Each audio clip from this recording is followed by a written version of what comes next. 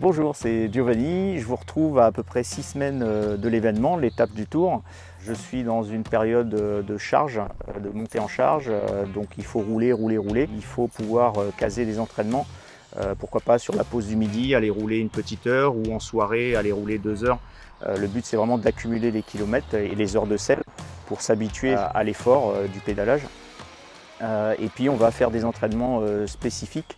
Plus on va se rapprocher de la course et plus on va se mettre en condition du jour J. On va effectuer par exemple, pour moi n'habitant pas une région montagneuse, on va effectuer des répétitions dans les côtes ou les bosses du coin avec des entraînements spécifiques sélectionnés pour travailler les points faibles et entretenir mes points forts.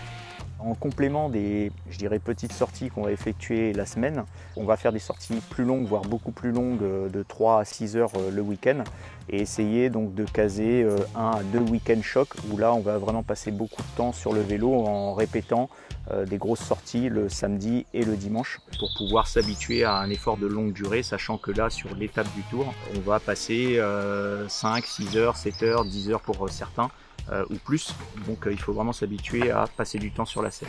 Et puis je vais effectuer au cours de ma préparation, je dirais à 4 à 5 semaines avant l'étape du Tour, quelques ascensions de col pour m'habituer à grimper les montagnes.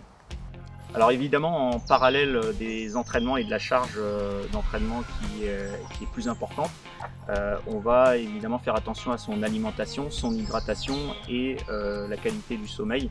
C'est important de bien récupérer pour bien assimiler la charge d'entraînement et pouvoir être à 100% à chaque séance d'entraînement. Alors mon conseil nettoyage, c'est de nettoyer son matériel et son vélo donc immédiatement après la sortie, directement sur place. Pour ça, j'utilise un OC6 18, un nettoyeur moyenne pression complètement autonome. En eau, il a une réserve de 12 litres. Et en électricité puisqu'il est sur batterie. Ça permet de nettoyer toutes les salissures incrustées sur le vélo, surtout quand on a une météo comme aujourd'hui avec un peu de pluie, des routes mouillées, boueuses. Ça permet d'enlever les grains de sable et les salissures tenaces sur le vélo et de préparer son vélo pour la prochaine sortie.